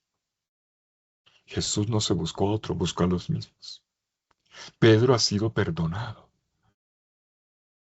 Sabe lo que es la gratuidad de Dios, la misericordia de Dios. Ahora es el mensajero de un perdón, como lo dice el capítulo 24 de los Hechos de los Apóstoles. Y predicarán la conversión para el perdón de los pecados. ¿Quiénes? Ustedes son testigos de esto. Ustedes que fueron perdonados y ahora llenos del Espíritu, le predican a los que fueron adversarios con un corazón nuevo. Pedro ni ataca ni se presenta como víctima, ni tampoco hace que la gente tenga sentimientos de culpa. No, no. Lo hace de una manera diferente. Y este es un elemento fundamental. Ustedes son mis hermanos. Son mis hermanos porque yo también he sido un desgraciado como ustedes. Y esto es hablar de corazón a corazón. Claro. Quiere decir, si tú has brillado por tus tonterías en otras ocasiones, mira que yo también he hecho lo mismo o peor con mi Jesús en otras ocasiones. Yo me atrevería a decir, lo digo de atrevido, que confesamos la comunión de los santos solamente si confesamos la comunión de los pecadores, de la que hacemos parte. Por último, cuarto cuadro, me he pasado el tiempo, pero quiero cerrar El último cuadro lo dejo enunciado. ¿Cómo responde el auditorio en este día de Pentecostés? Son los versículos 37 al 41. Al oír esto se dolieron de corazón y les dijeron a Pedro y a los demás apóstoles: ¿qué tenemos que hacer, hermanos? Hablan en el mismo lenguaje. Pedro les dijo: conviértanse y que cada uno de ustedes se bautice en el nombre de Jesucristo para perdón de sus pecados y recibirán el don del Espíritu Santo. Porque la promesa es para ustedes, para sus hijos y para todos los que están lejos, para todos los que quiera llamar el Señor Dios nuestro. Con muchas palabras dio testimonio, léele con el testimonio, y les exhortaba diciendo: sálvense de esta generación perversa. Ellos, conclusión, aceptaron su palabra y fueron bautizados, y aquel día se les unieron unas 3,000 almas. Miren, voy a lo esencial. Cuando Pedro les habló de esta manera, como acabamos de ver, no solamente les dio el contenido, sino la manera como predicó. Es muy importante. Es lo que el Espíritu hace en uno. Hace capaz de amor y de perdón. Dice el versículo 37 que la gente, al escuchar, le dijeron con corazón compungido. Atención la manera como responde la gente. Corazón compungido. Algunas traducciones ponen corazón dolido. Katenigesai. Katenigesan, te encardían, dice el texto griego. ¿Por qué lo digo en griego? Porque katenisemai significa estar atravesado, herido, cortado. Eso mismo, un verbo que se utiliza también para decir apuñalado. Es decir, me hirió. Aquí se entiende, ¿no? La palabra, que me hirió pero positivamente. La palabra de Dios, cuando llega al corazón, es como una espada. Va a decir la carta a los Hebreos en el capítulo 4.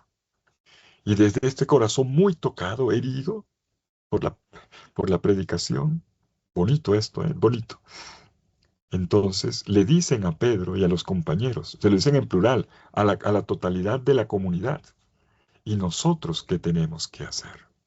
Miren que la pregunta es la misma que tenemos en el Evangelio. Cuando Juan Bautista, predicador, el primer predicador del Evangelio es Juan Bautista, predicaba, la gente le preguntaba: ¿y qué tenemos que hacer? Lucas 3, 14, 10 al 14. Y Juan Bautista respondía muy práctico. El que tiene 2 túnicas, reparta con el que no tiene. A ver, señores, soldados, ustedes extorsionan y aprovechan el cargo para sacarle plata a la gente. Pues dejen eso. A cada uno le dijo algo concreto. Lo mismo ocurre aquí. Lo mismo ocurre aquí. No se piden cosas imposibles, sino lo que está al alcance de la mano. Y se pide algo concreto. Conviértate. Conviértate. De hecho, atención, la predicación de Pedro, para terminar, exhorta. Después del anuncio viene la exhortación, típico querigma, anuncio y exhortación. Dice 2 cosas. Recibirán un bautismo que es el don, con el don del Espíritu Santo, y una vocación que requiere un sí desde la libertad. Dios llama, dice el texto. Atención, miren el versículo 38. Conviértanse y que cada uno de ustedes se bautice en el nombre de Jesucristo para perdón de sus pecados y recibirán el don del Espíritu Santo. Tenemos aquí una lógica de misericordia, que no hurga en el pasado de la gente en sus errores, sino que les da ahora una limpieza y una llenura limpia y llena para vivir la vida nueva. Por lo tanto, hay una posibilidad de cambio, un bautismo de conversión para el perdón de los pecados. Cambien, conversión es cambio. Y ninguna conversión es posible si uno no tiene la disposición para cambiar. Como dice un biblista que se llama Enzo Bianchi, dice, solo los estúpidos no cambian nunca. Es interesante eso. Y a mí esa frase me echó a pensar mucho. A mí me puso en crisis. Y me he reconocido yo mismo ese estúpido, escuchándola. Cuando uno se cierra, a mí no me cambia nadie, ni el Padre Eterno. Es una posición no solamente riesgosa desde el punto de vista humano, sino peligrosísima desde el punto de vista espiritual. La docilidad, la apertura, es el signo de la vida espiritual. Si no hay disposición para cambiar, no hay disposición para la conversión, por lo tanto, para abrirse a la novedad de Dios en Cristo por obra del Espíritu. Pero si uno se abre, la novedad del Espíritu se escurrirá entre nosotros como el agua, aun cuando no nos percatemos. Es posible cambiar. Es posible una inmersión para el perdón de los pecados. Esta es la novedad. Una persona completamente rehecha desde dentro. La salvación no es no pecar. La salvación es ser perdonados y estar dispuestos a perdonar. El cielo no estará lleno de gente perfecta, impecable, sino de pecadores perdonados. Esos son los santos. Y claro, para recibir el perdón hay que confesarse pecador. Y este perdón se recibe en el nombre de Jesús. El que se, bueno, el bautismo del el que se bautiza en el nombre de Jesús para el perdón de los pecados, recibirá el don del Espíritu. El don, el nombre significa el carácter, las cualidades, o sea, la identidad de Cristo. Y esto nos remite al Evangelio entero. Ustedes son perdonados por aquello que hizo Jesús, no por lo que ustedes hicieron. Por eso es en el nombre de Jesús. Y termina nuestro texto en el versículo 39, la predicación de Pedro, porque la promesa es para ustedes, para sus hijos y para todos los que están lejos, y escuchen la palabra vocación, y todos los que quiera llamar el Señor Dios nuestro. Ser cristiano es una vocación, es un llamado. Y a un llamado yo le puedo decir sí o le puedo decir no. Y entonces, en el versículo 40, Pedro sigue su testimonio con estas y otras palabras, sálvense de esta generación perversa. Quiere decir que la predicación no solamente es un momento, es continua, una predicación continua. Y que no hay una única forma de la predicación. Hay muchas otras palabras para dar el testimonio, dice el versículo 40.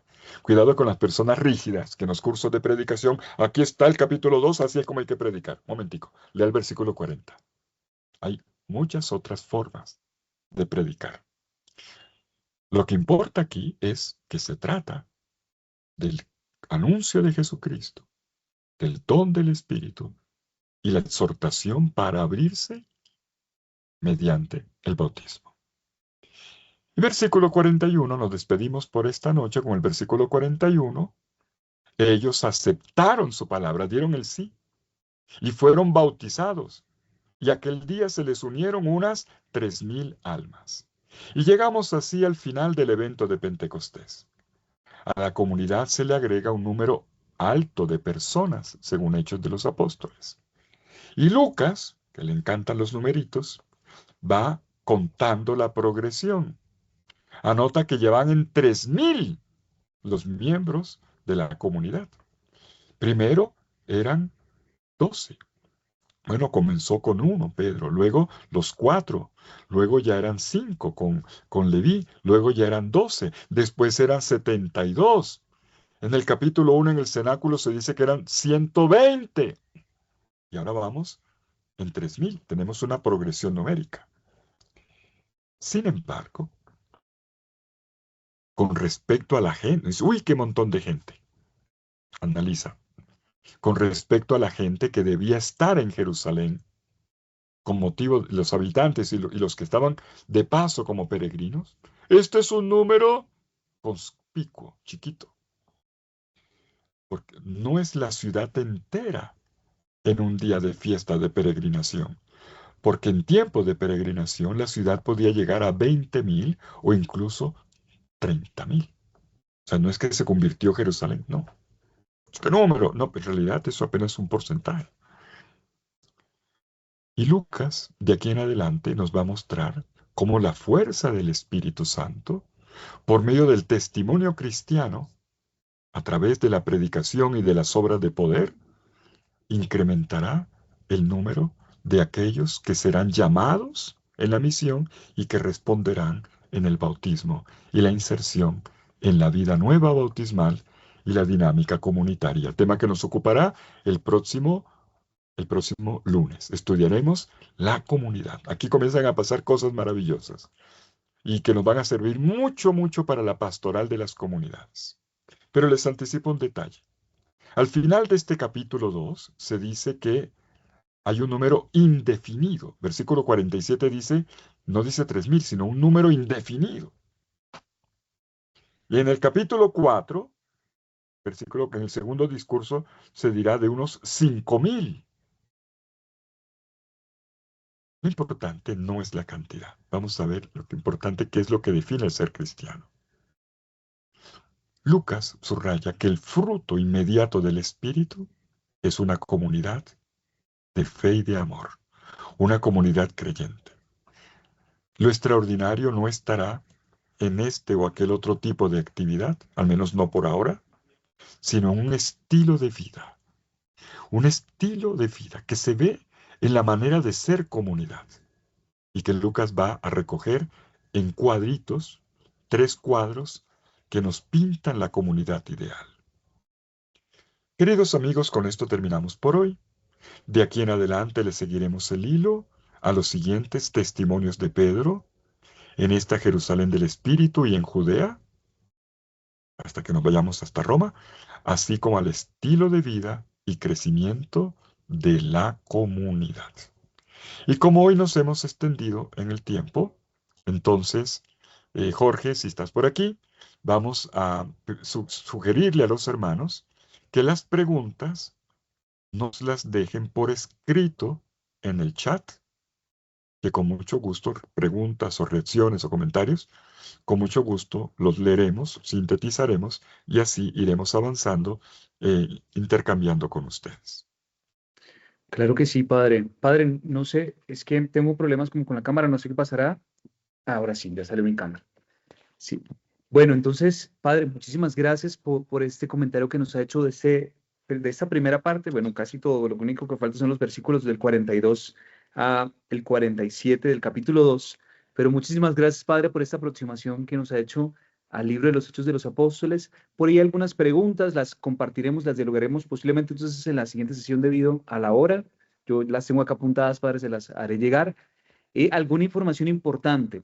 Algunas personas están escribiendo por medio del chat de nuestra sesión con respecto al grupo de WhatsApp. El acceso al grupo de WhatsApp se les ha brindado por medio del correo electrónico que les llegó hoy. De todas formas, identifiquen si ha llegado a su correo electrónico la invitación para vincularse al grupo de WhatsApp, porque tenemos una organización para cada uno de ustedes muy particular para organizarlos en los grupos de WhatsApp debido al número de personas que se inscribieron en este curso.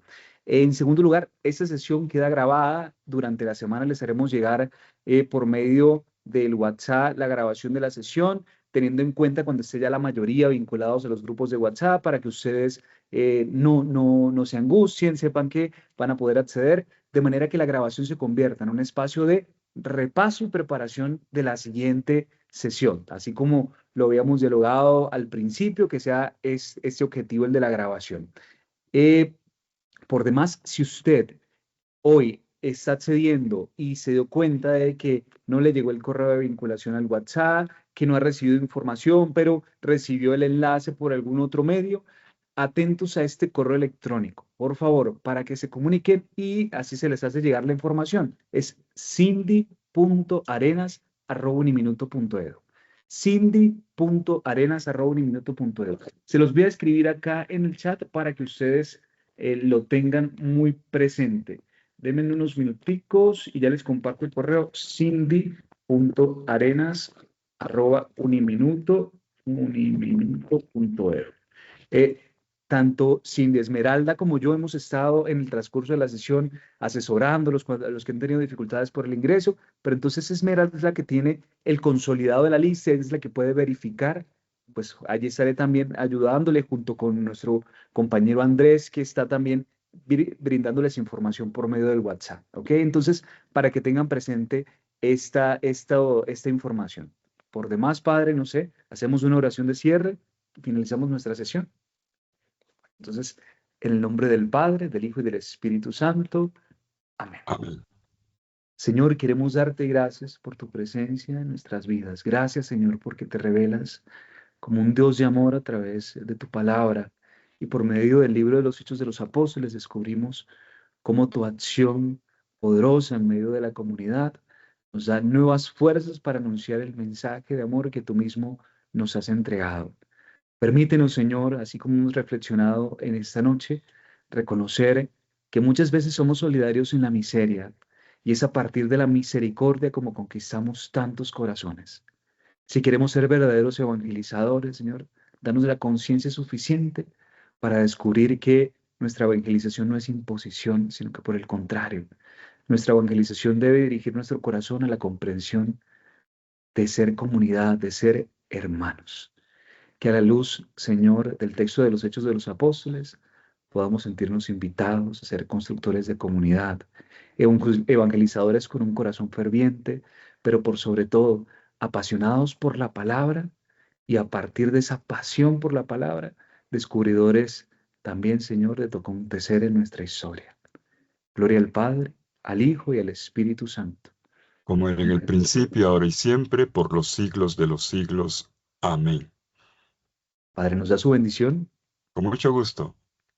Y gracias a todos por estar aquí y los esperamos con mucha alegría el próximo lunes. El Señor esté con ustedes Y con tu y la Espíritu. bendición de Dios Todopoderoso, Padre, Hijo y Espíritu Santo, descienda sobre ustedes y los acompañe siempre.